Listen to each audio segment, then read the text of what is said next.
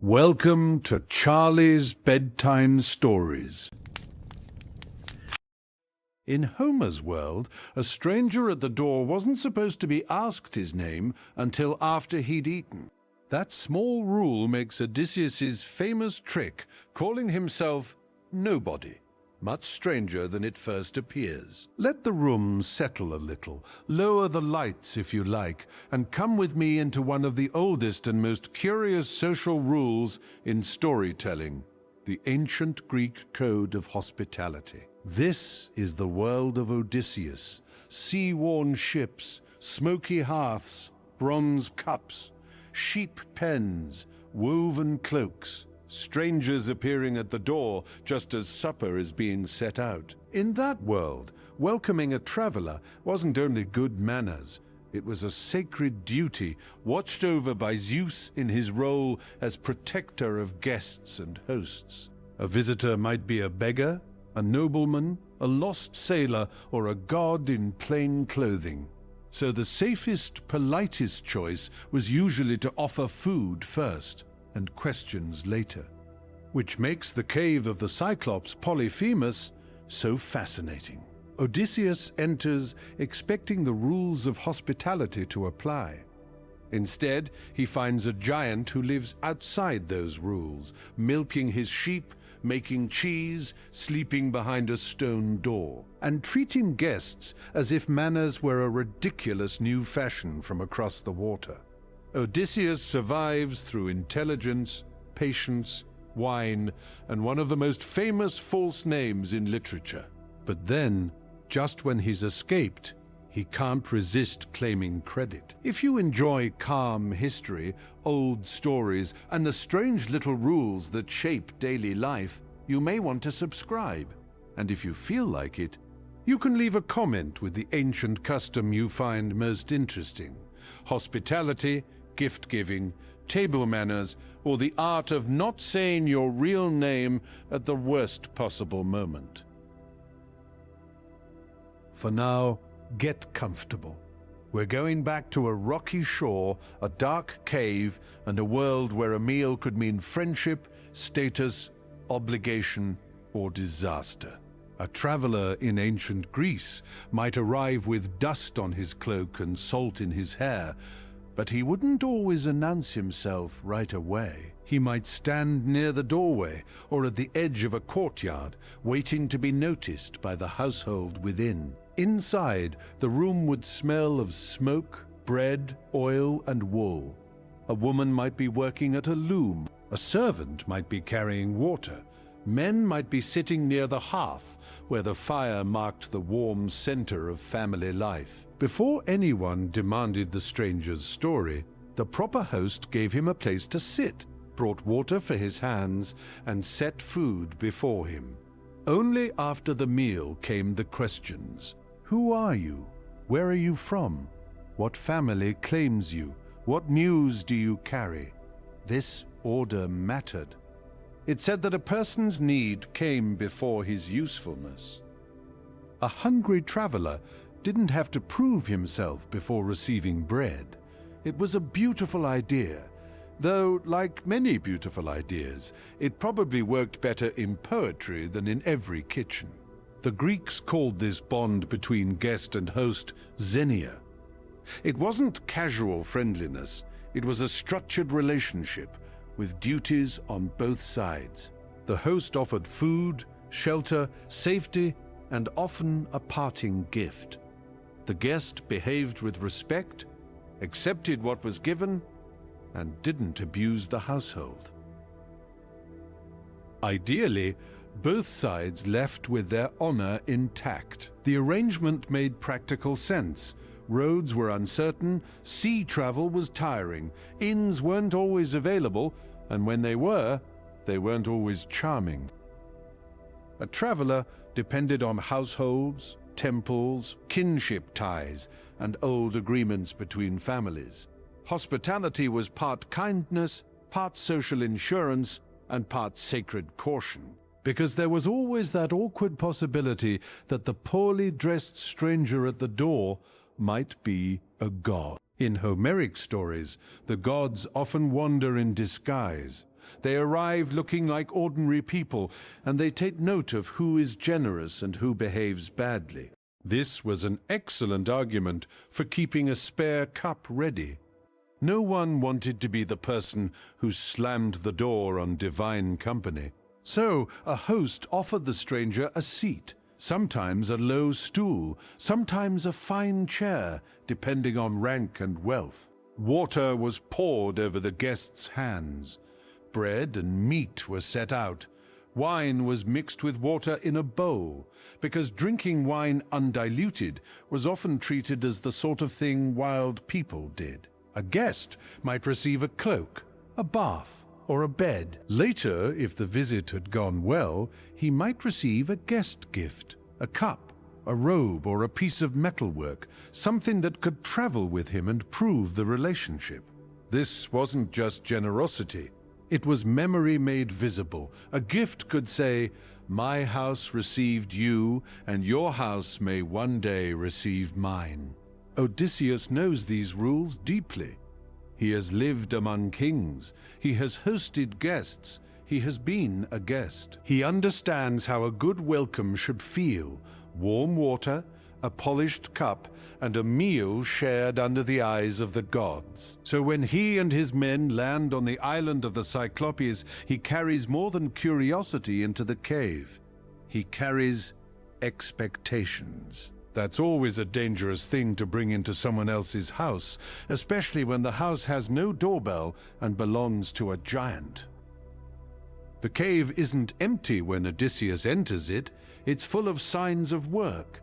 There are pens for lambs and kids, baskets heavy with cheese, pails and bowls used for milking. The place smells of animals, damp stone and fresh curd. Outside, the shore lies bright beneath the open sky. Inside, the cave is cool and shadowed, a private world cut into the rock. Odysseus's men want to take food and leave. This isn't unreasonable. They have ships nearby. They're tired. They see plenty. A practical man looks at a cave full of cheese and thinks, perhaps we shouldn't wait for the enormous owner. But Odysseus wants to meet him. He wants the formal moment. He wants the host, the welcome, and the guest gift. In fairness, this isn't pure greed. In his world, a powerful stranger might become an ally. A gift could mark respect. A meeting could turn unknown land into a known relationship. Still, one can almost hear his sailors shifting uneasily near the baskets. It's one thing to trust the code of hospitality in a palace. It's another to trust it in a cave where the bed appears to be large enough to qualify as landscape. They wait. Polyphemus arrives at evening, driving his flock before him. The cave fills with the sound of hooves bleating and the heavy scrape of his work. He milks the ewes and goats. He separates the young from their mothers. He sets curds aside. In his own rough way, he is orderly. He isn't lazy or foolish. His life has rhythm. Then he rolls a huge stone across the entrance. This is the moment when the cave stops being shelter and becomes a sealed room. Odysseus and his men are inside with him, and no ordinary strength can move the door. Polyphemus notices the strangers. His question is direct. Who are they? Pirates? Traders? Wanderers? In Greek storytelling, this is almost funny, because the proper order has already been broken. No meal, no seat, no water for the hands. Just suspicion in a deep voice. Odysseus answers carefully. He says they're Greeks returning from Troy, driven off course. He invokes Zeus, protector of suppliants and guests. He reminds Polyphemus of the rules. It's a bold little speech to give while standing in someone else's cave, especially when that someone is the size of a small building. But Odysseus isn't merely asking for mercy. He's putting Polyphemus on trial by the standards of civilized life. Polyphemus is unimpressed. The Cyclops lives apart from cities, assemblies, and laws. Homer's poem presents the Cyclopes as beings without the shared customs that define Greek society. They don't gather in councils. They don't farm in the ordinary way. Each one rules his own household or cave, with little concern for his neighbors. Polyphemus doesn't accept the guest code because he doesn't accept the world that created it. To him, Odysseus's appeal to Zeus seems weak. Why should a giant shepherd fear the manners of small men?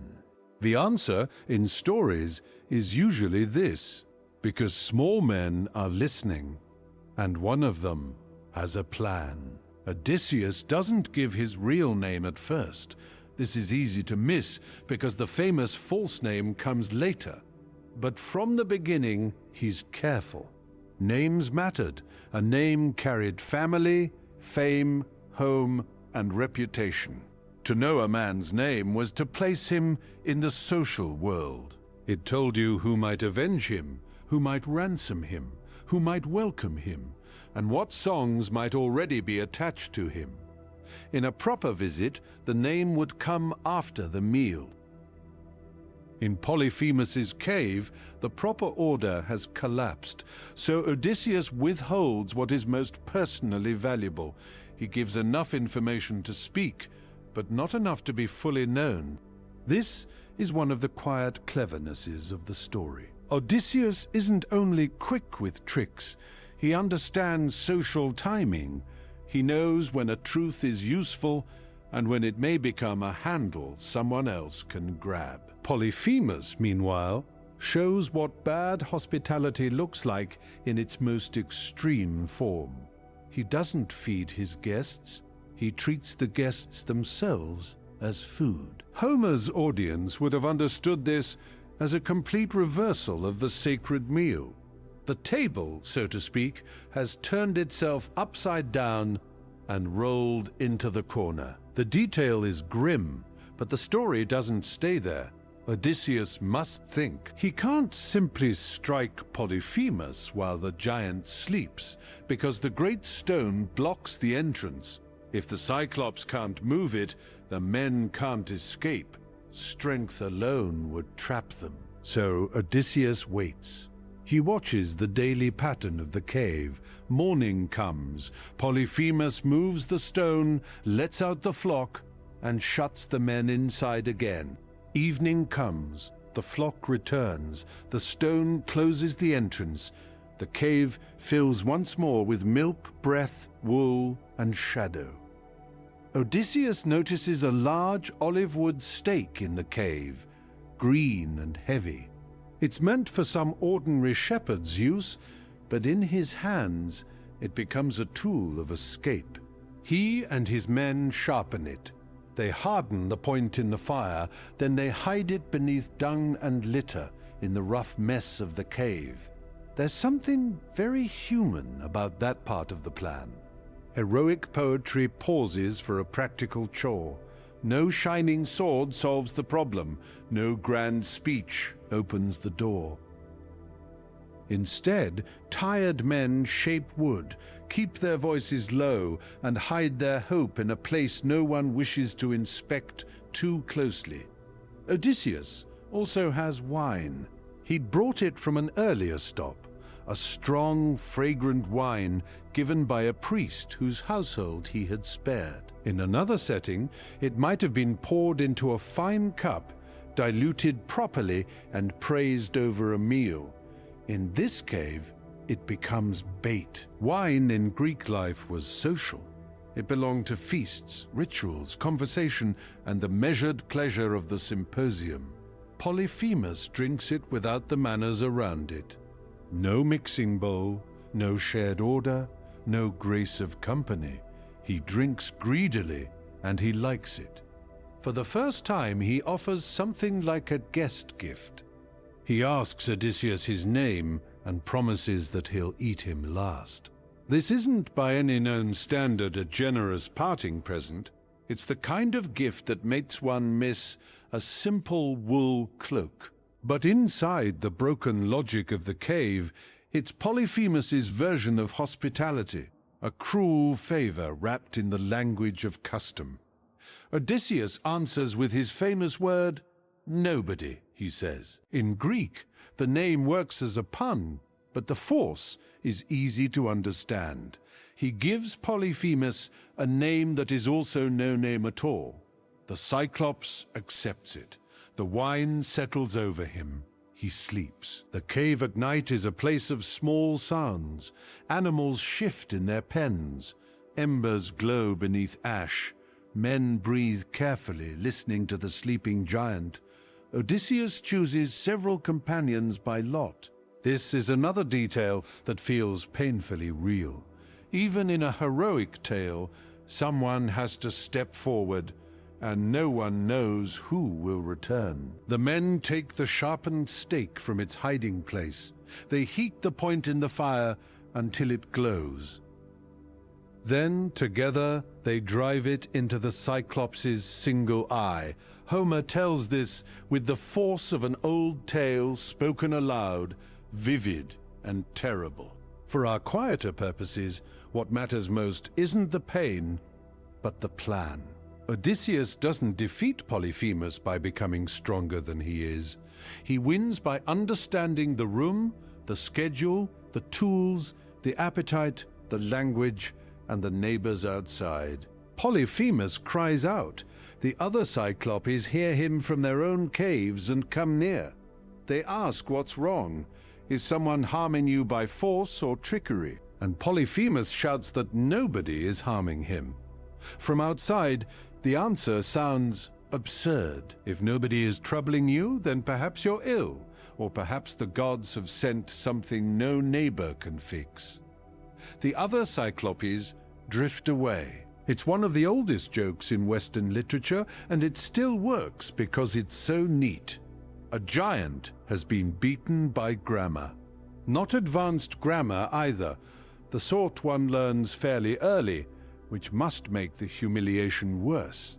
But the joke sits inside a serious point. Polyphemus has no real community to help him. He has neighbors, but no shared household order, no deep civic bond, and no practice of mutual responsibility. His cry fails partly because of Odysseus's trick, and partly because Cyclops' life is already isolated. Each cave is its own little kingdom, and little kingdoms can be lonely when something goes wrong. Still, the men aren't free yet. The stone remains. Polyphemus, now unable to see, sits near the entrance and feels the backs of his sheep as they go out in the morning. He expects to catch the men riding on top. Odysseus thinks lower.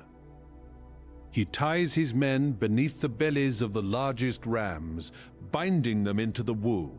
He himself clings beneath the finest animal. In the morning, the flock moves slowly toward the entrance. Polyphemus touches each back, speaking tenderly to his favorite ram, never guessing that Odysseus is underneath. The image is strange and unforgettable. A warrior king pressed against the underside of a sheep, holding still with all the dignity available to him, which cannot have been much. Heroism in this moment smells strongly of wool. The ram steps out into the daylight. One by one, the men pass through the doorway. The cave is behind them. The shore opens ahead. They reach the ships. They push off. The oars bite into the water. The men who remain are alive because their leader knew when to speak, when to lie, when to wait, and when to hide under livestock. For a while, success seems complete. Out on the water, the distance widens between ship and shore. The cave grows smaller. Polyphemus remains near the rocks, angry and wounded, unable to follow. The men row hard, the sea lifting and dropping them. The smell of salt replaces the close air of the cave. This is the moment when silence would have been useful. Odysseus has already won. His false name protected him. His plan worked.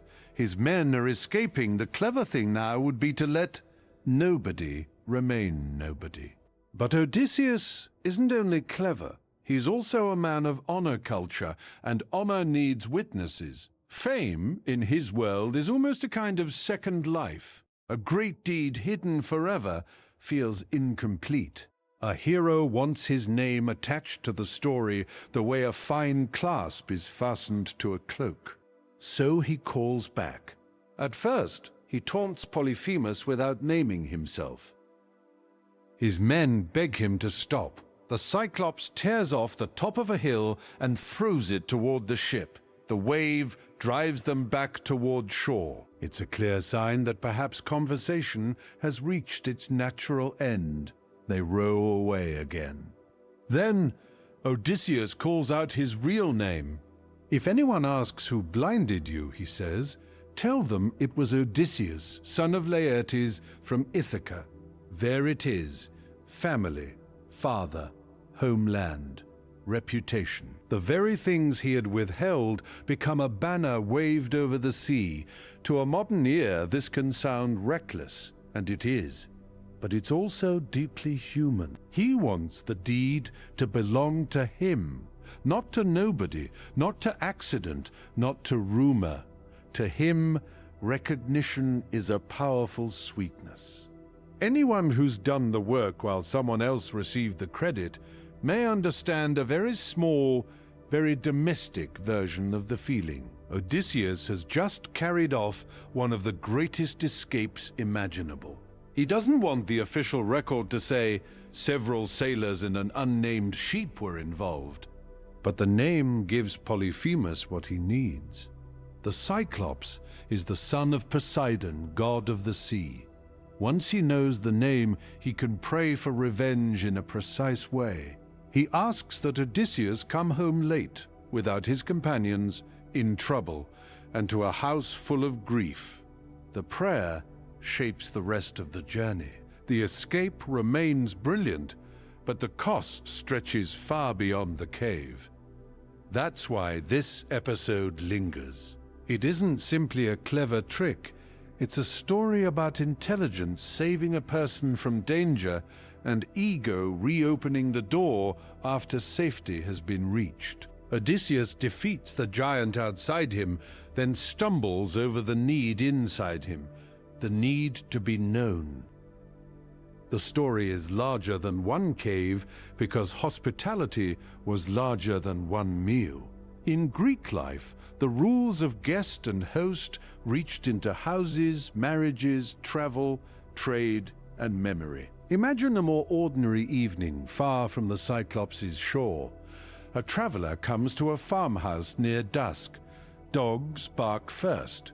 Someone lifts a latch. The family doesn't know him, but they see the dust on his sandals and the tired set of his shoulders. If they have enough, they bring bread, olives, perhaps cheese, and perhaps a little wine thinned with water.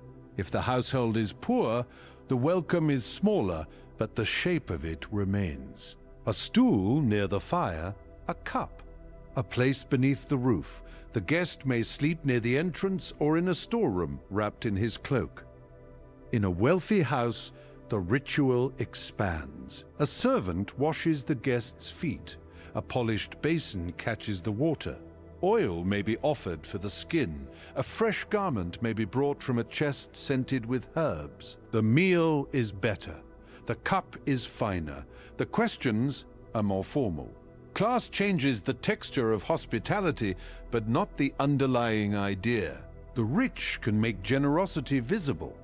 The poor may practice it with more effort and less display.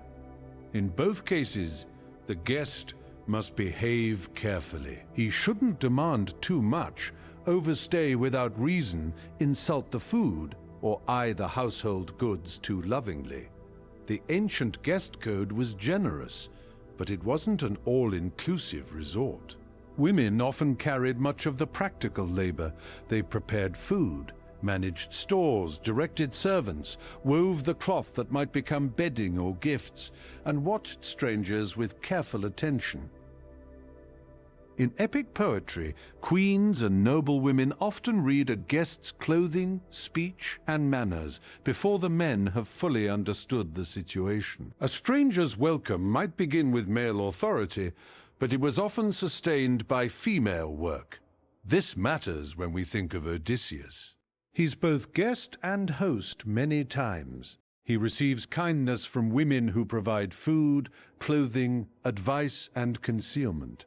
He also returns at last to a house where the guest code has been abused. For years, suitors have occupied his home in Ithaca, eating his livestock, drinking his wine, pressuring his wife Penelope to marry, and treating hospitality as something they can consume without limit. They aren't strangers in need.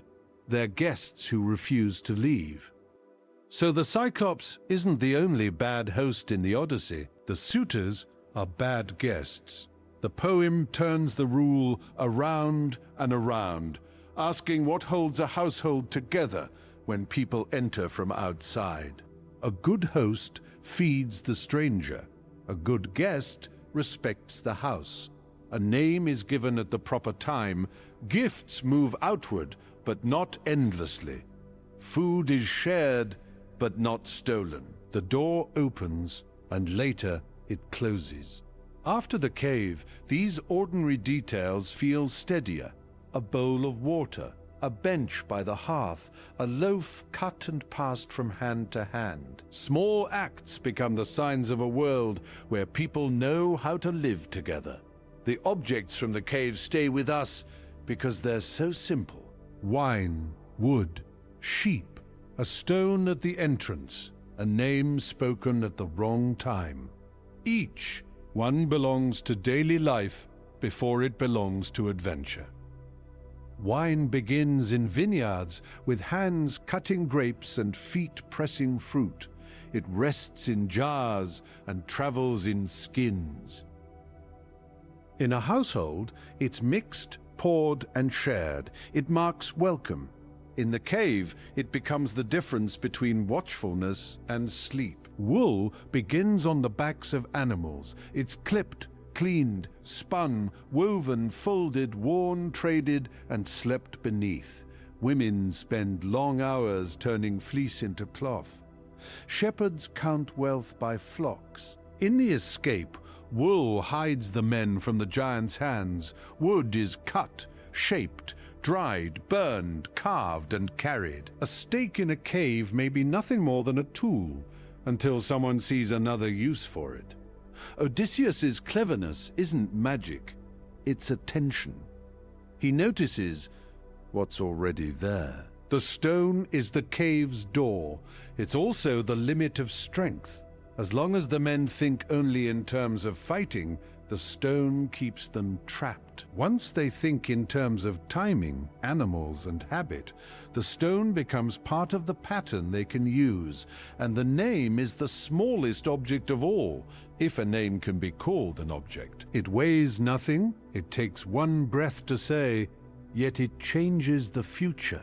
These things make the story feel close, even across centuries. Most of us don't have to escape from a giant shepherd.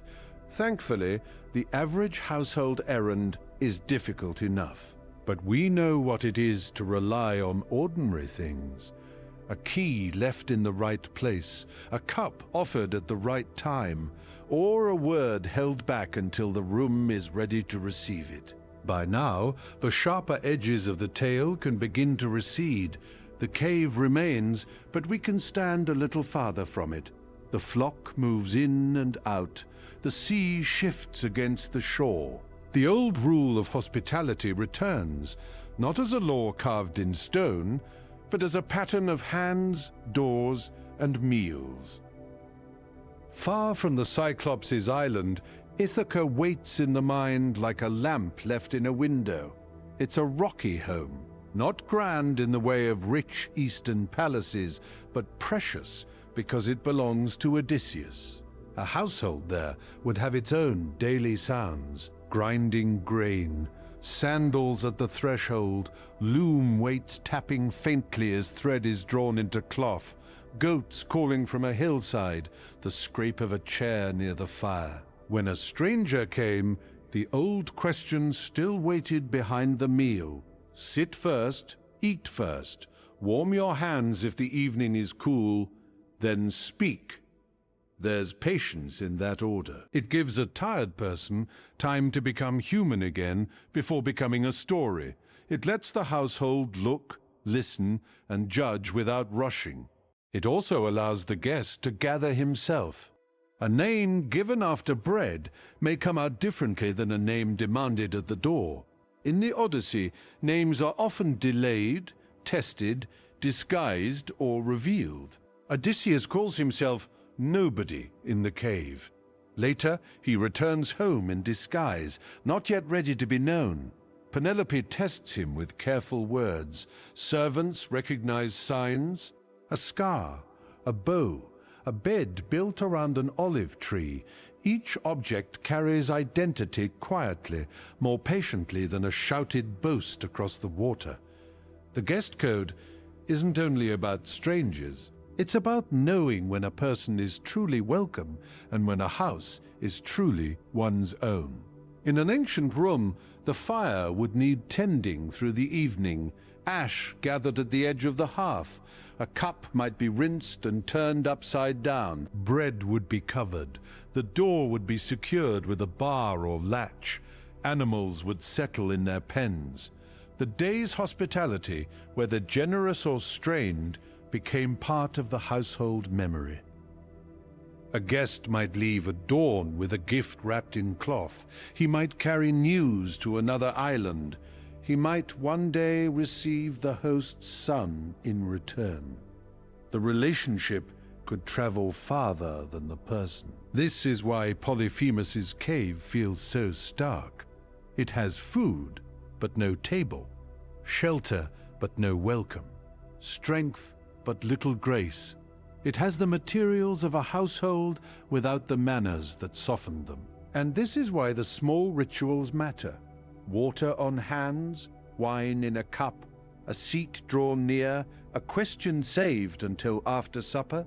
These aren't decorative extras. They're the threads that keep human life from becoming merely appetite and power.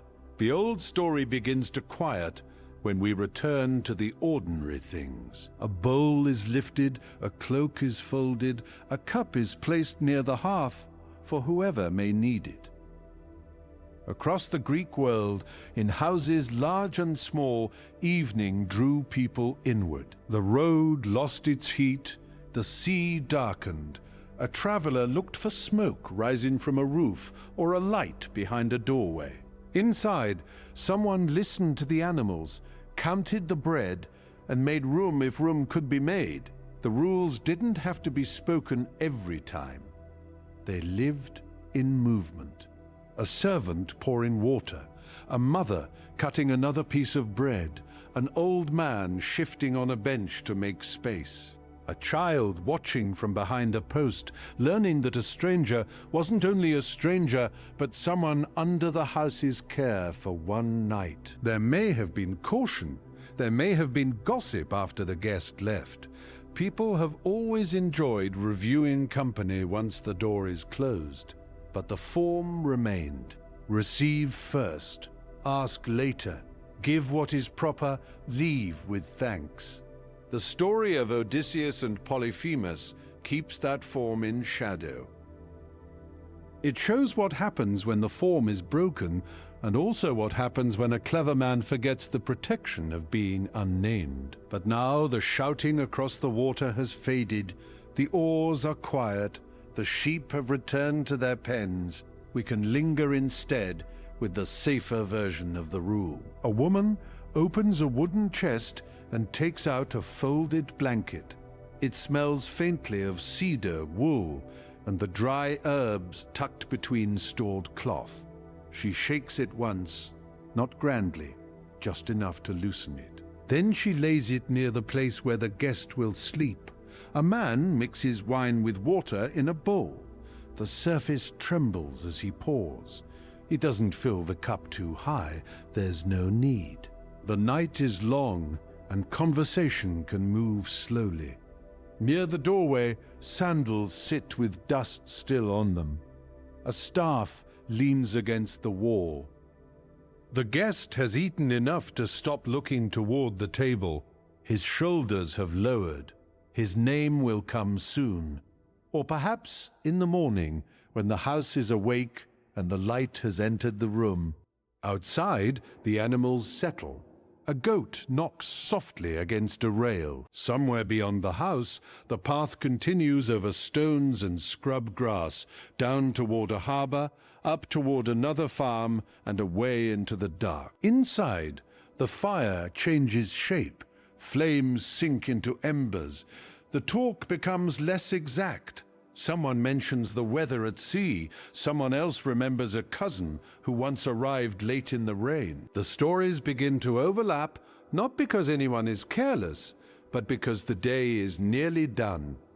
A guest gift may wait on a shelf.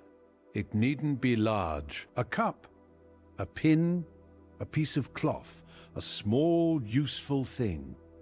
In the morning, it will be wrapped and carried away. For now, it rests where lamplight touches one side of it. The hidden rules of hospitality are hidden only because they're so ordinary. They appear in the placing of a stool, the rinsing of a bowl, and the saving of a question. They appear when pride stays quiet long enough for safety to hold. Odysseus knew the rules. He used them, bent them, and sometimes broke them. Like many clever people, he could read a room beautifully and still not always read himself. But the old poem keeps both truths together. Intelligence can carry a person through a narrow place. Pride can call back from the open water. The house grows still around that thought. No one needs to solve it tonight. The guest has been fed. The cup has been set down. The blanket lies ready. The door is closed, not against the world, but simply because night has come. On a low shelf near the hearth, a rinsed cup rests upside down beside a folded piece of wool. The fire has settled into red light. Beyond the door, the road is only a pale line beneath the stars. In the sleeping house, no one asks a name. And now this old world can drift a little farther away. The cave, the shore, the sheep, the cup by the fire, and the careful rule about strangers can all settle into the background. You don't have to hold the whole story in your mind. You don't have to follow Odysseus across the sea. For tonight, it's enough to be where you are, with the room around you and the day behind you. The ancient house has closed its door. The guest has been given a place to rest. The questions can wait until morning. Let your attention loosen. Let the names grow quiet. Nothing more is required now. Rest well.